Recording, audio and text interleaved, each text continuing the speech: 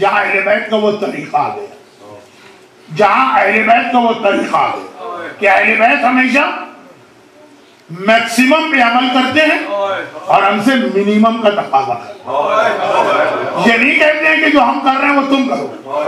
اگر 1000 رکعت نماز پڑھیں گے تو ہم سے 17 رکعت نماز مانگیں۔ اگر سہاگ رات یا شادی کی رات پوری رات نماز پڑھیں گے ہم سے صرف 2 رکعت سنت نماز اس رات کو مانگیں۔ اگر وہ یہ شہزادی کا جملہ، مومنہ نے پوچھا شہزادی کتنا سونا گھر میں ہو تو زکوٰۃ واجب ہوتی، تم اپنے لیے پوچھ رہی ہو کہ میرے لیے؟ شہزادی شریعت تو ایک ہے، آپ اور ہم میں کیا فرق ہے؟ کا فرق تمہارا حکم ہے 20 دینار سونا ہو تو زکوٰۃ ہے، اور ہمارا حکم ہے کہ سونا گھر میں رہا کیسے کہ زکوٰۃ کی نوبت آ گئی، جو آئے وہ سب راہ خدا میں دے۔ ہم سے نہیں کہا، ہم سے کہا 40واں حصہ خمس، 5واں حصہ خمس بچت کا، 40واں حصہ زکوٰۃ۔ تو یہ اہل بیت۔ اور اسی حوالے سے ایک بات اور پھر مسائل، بلکہ مسائل ایک طرح شروع ہو۔ خود ہماری عورتوں سے کتنا حجاب مانگا جا رہا ہے؟ چہرہ کھولا رکھو، ہاتھ کھولا رکھو، سر قاعدے سے ڈھکا ہوا ہو، بال چھپے ہوئے ہو، بدن چھپا ہو، بس یہ کہا۔ خود اسماء بنت امیس کہتی کہ جس دن سے رسول خدا کا انتقال ہوا یا وفات، 4 دن پہلے وہ رات بھی گزری، اس دن سے لے کے اپنی وفات تک فاطمہ کے چہرے پہ کبھی مسکراہٹ نہیں، صرف ایک بار ہی، صرف ایک بار۔ کب؟ جب مجھ سے کہنے لگا کہ اسماء، عرب کے لوگ اپنی عورتوں کا جنازہ جس طرح اٹھاتے ہیں اس میں عورت کی کتنی بے پردگی ہوتی ہے، کیا بے پردگی ہوتی ہے؟ صرف اتنی سی بات کہ کھاٹ پر یا چارپائی پہ میت کو لٹا کے اوپر سے چادر ڈال دیتے، پورا جسم چھپا ہے لیکن ایک قد و قامت ذرا سا نظر آتا۔ فاطمہ اس سے بھی برداشت نہیں کرتی۔ کون فاطمہ؟ جن کی وصیت ہے میرا جنازہ رات کے اندھیرے میں اٹھے اور جنازے میں کسی کو آنے بھی نہیں دینا ہے سوائے سلمان جیسوں کے جو اپنی آنکھیں پھوڑ لیں لیکن نگاہ اٹھا کے دیکھے نہیں زہرا کی جاتی۔ پتا ہے کوئی دیکھنے والا بھی نہیں ہوگا، اور دیکھنے والا آنا بھی چاہے تو رات کا اندھیرا ہوگا اور پورا جسم چادر کے نیچے ہے، مگر زہرا پریشان۔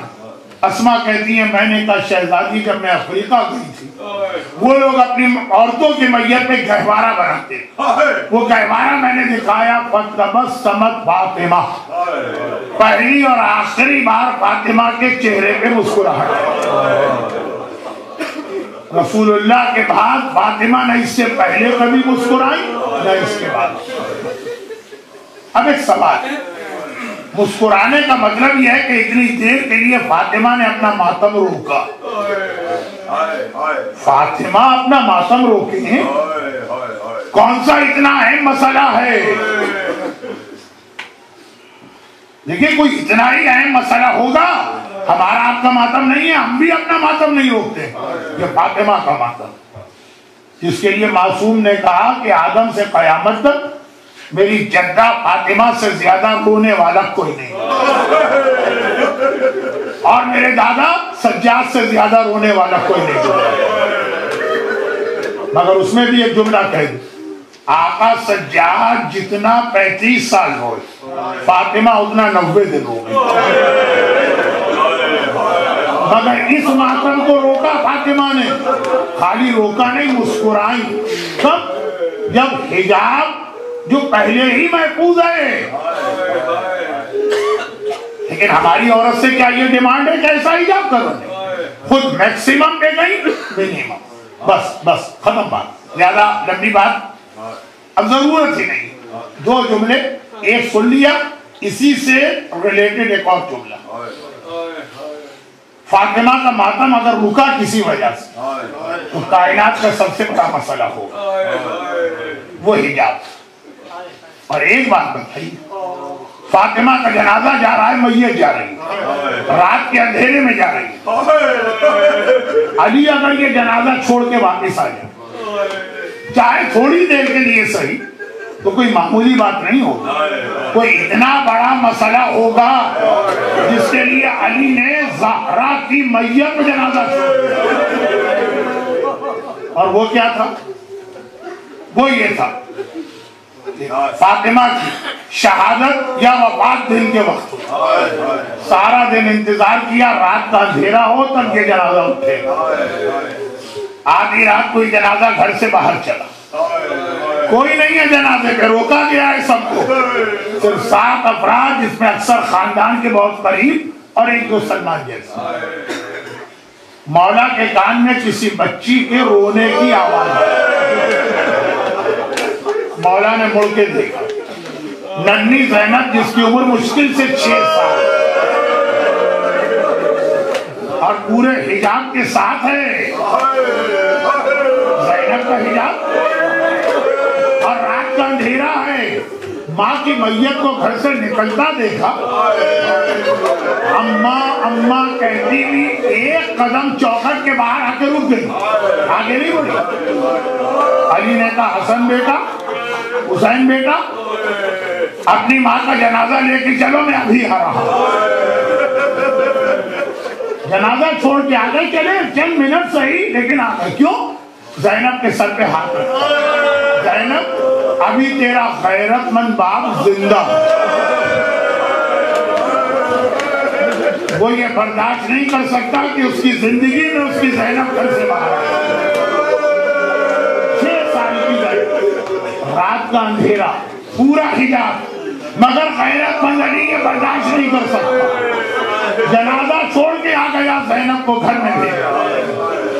مولا یقیناً آپ اتنے ہی غیرت مند، لیکن 11 ہجری کے شہر مدینہ میں رات کے اندھیرے میں 6 سال کی زینب کو جو پورے حجاب کے ساتھ ہے واپس کیا۔ ذرا ایک بار 61 ہجری کے کوفہ و شام میں بھی آیا، مولا وہ کوفے کے بازار ہیں، وہ شام کا دربار ہے، زینب کے سر پہ چادر بھی نہیں، رات کا اندھیرا نہیں ہے، دن کی روشنی، تنہائی نہیں ہے، بلوہ عام و نامحرموں کا ہجوم۔ بس ایک روایت پڑھتا ہوں شہزادی زینب کے مسائل میں اور بہت خاص۔ اب چونکہ مجلس ہے اور ابھی ایام اعظام، ورنہ روایت کا آدھا حصہ مختار کی حالات میں 9 ربیع الاول کو آپ سنتے ہیں، لیکن میں منزل مسائل پر ہوں۔ زینب بلوہ عام میں، شام کے بازار میں، شام کے دربار میں ہے، بے مقنع و چادر کے نامحرموں کی نگاہوں کا مرکز بن رہی ہے، علی کی غیرت مند راوی بعد ایک سوال مدینے میں سجاد سے پوچھا اور ایک سوال کوفے میں مختار نے خولی سے پوچھا۔ شروع کے جملے مجھ سے پڑھے نہیں جا رہے لیکن اہل بیت کے مسائل سمجھے۔ راوی نے کہا کہ مولا سجاد، جب آپ کی بھوپی شام کے بازار میں داخل ہوئی تو دیکھنے والے بتاتے ہیں زینب کا سارا سر خون سے رنگین تھا، سارے بال خون سے بھرے تھے۔ زینب نے تو کربلا میں تلوار کا کوئی جہاد نہیں کیا۔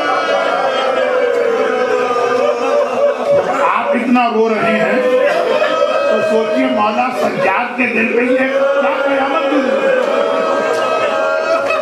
بے اختیار کا تو نے سوال نہیں کیا، میرے کلیجے میں برچھی مار دی۔ میری بھوپی کیسے سر زخمی ہوا جب یہ قافلہ کوفے سے شام جا رہا، محفلیں بھی نہیں ہیں، ہماریاں بھی نہیں ہیں، بیویوں کے ہاتھ گردن سے بندھے ہیں، اونٹ دوڑتے ہیں نا تو ننھے ننھے بچے ماں کی گود سے اچھل کے زمین پہ گرتے۔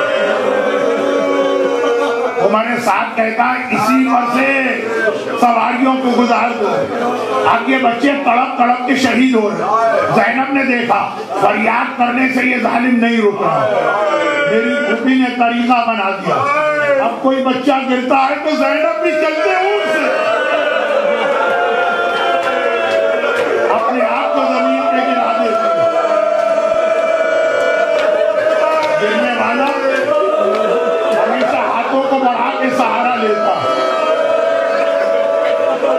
میری شہزادی زینب امام زمانہ سلام کر رہے، میرا سلام میری دادی زینب کو جن کے دونوں ہاتھ گردن سے بندھے،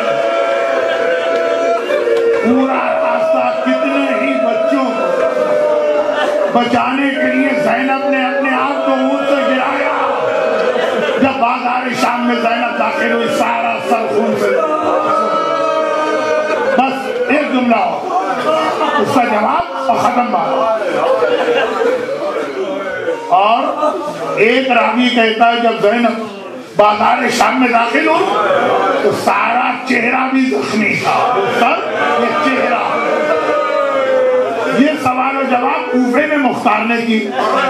جب خولی پکڑ کے آیا تو کہا کہ خولی یہ بتا تو نے کربلا میں کیا کیا؟